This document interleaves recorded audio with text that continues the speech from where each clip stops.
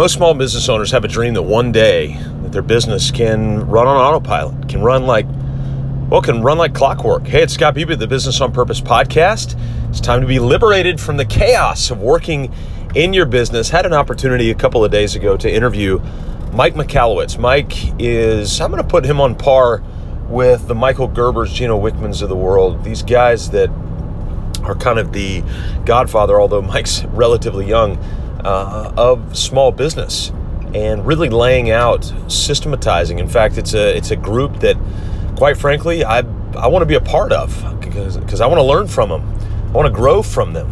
And even with our new book coming out here in the next couple of months, which I'll be keeping you up to speed about. It's currently in the editing phase right now, which is something we're learning about. So we're getting weekly updates from our editor within our team meeting. That's a whole nother podcast about how to bring in services as a part of your team. And I'll talk about that hopefully in the next couple of podcasts. But nonetheless, as we dive into this idea of running your business on Clockwork, Mike Michalowicz's new book is called Clockwork. Fittingly enough, and I had a chance to interview him on my Facebook page, so you can look up my Facebook page. It's just Scott Beebe, my name, and I did a Facebook Live with Mike Michalowicz this past Monday, and it was a powerful time. We talked about a couple of different elements. Of course, Mike is also the author of Profit First, which you hear me talk about a lot with the 5 bank accounts, etc. And one of the main ideas that I wanted to extract from the book Clockwork, I read it in an afternoon and a morning. I filled up every available bit of white space in the book with notes from the exercises. Got a couple very simple exercises in the book, but there's one kind of gleaming idea. Well, the big, what he calls the big bang, it's not an evolutionary statement. It's more of a just kind of an acronym for what he talks about. This is the big. I forget what the B and A stand for, but the noble goal. It's the big, the A is the audacious, noble goal. And in that, what he wants small business owners to do is set a date 18 to 24 months from now to where you will leave your business for 4 weeks, totally digitally disconnected for 4 straight weeks. And not only will the business kind of coast and run, but it will actually grow and thrive during that time. So it's very different to set. I've set times in my business where I'm gone for 2 weeks, but I've worked really hard for about 3 months to set up, coordinate schedules, make sure communication goes out so that everybody is aware of what's going on, so that there's great clarity during that time.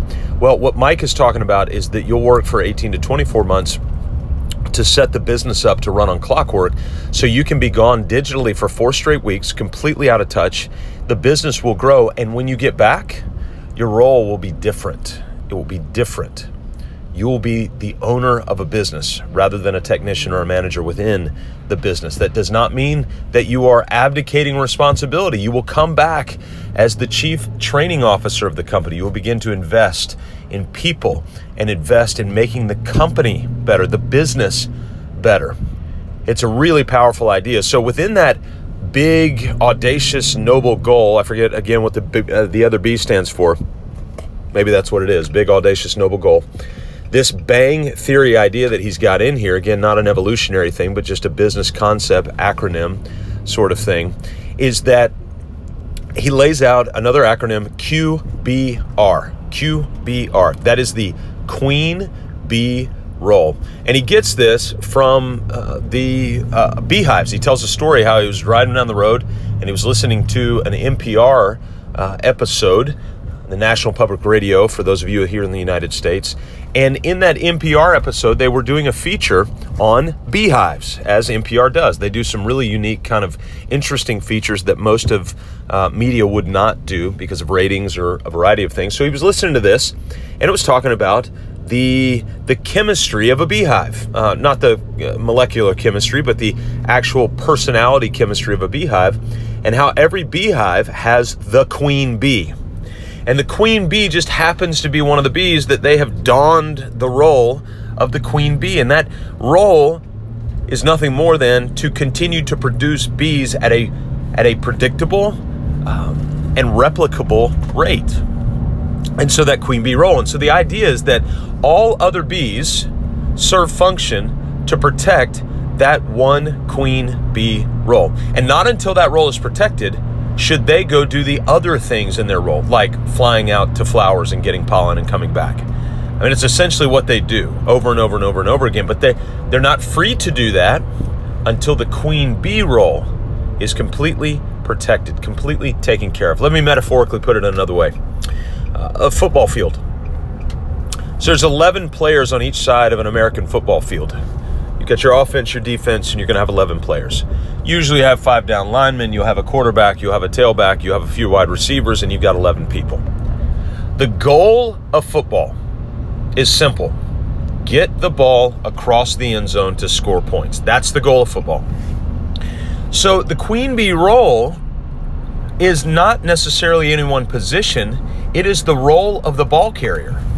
It's the role of the ball carrier. And whoever that ball carrier is, it might be a quarterback on a keep. It might be a tailback on a handoff. It might be a receiver on a quick pass out. It could be an offensive lineman because the ball was fumbled. Now they're picking it up and running it themselves. Whoever the ball carrier is, that's the queen bee role. And all other roles must serve to protect that one role and push that ball forward. And he's got a great little exercise in the book Clockwork that involves sticky notes and allow you to kind of think through the queen bee role for your business. I know your mind's probably spinning right now, like what's my queen bee role? He gives an example of his company, Profit First Professionals. And after he boils it down, he realizes that the queen bee role is getting the message out about Profit First. If they cease to get the message out about Profit First, their business it collapses. Now, for others of you, for instance, if you are in the medical space, you might need to get the word out a little bit, but in reality, most medical doctors are covered up with business. In fact, there's a high demand for services and low amount of people to cover those services, like endocrinologist, behavioral psychologist, people like that specialize in certain unique areas. There could be a 6-month waiting list. Marketing is not your problem. That's not the queen bee role.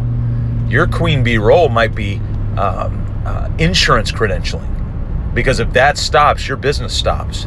And so you look to identify that queen bee role and then go, okay, we are going to do everything we possibly can to protect that role. And that sets you up to be able to run your business, as Mike McAllowitz says, like clockwork. Hey, as always, you can do these great things, but if you don't have a vision written down, all of it's going to make you more scattered than you already are. So if you're feeling in chaos and you need clarity, go to mybusinessonpurpose.com/vision, and you can get it there. It's our gift to you. We'll see you next time right here on the Business on Purpose podcast.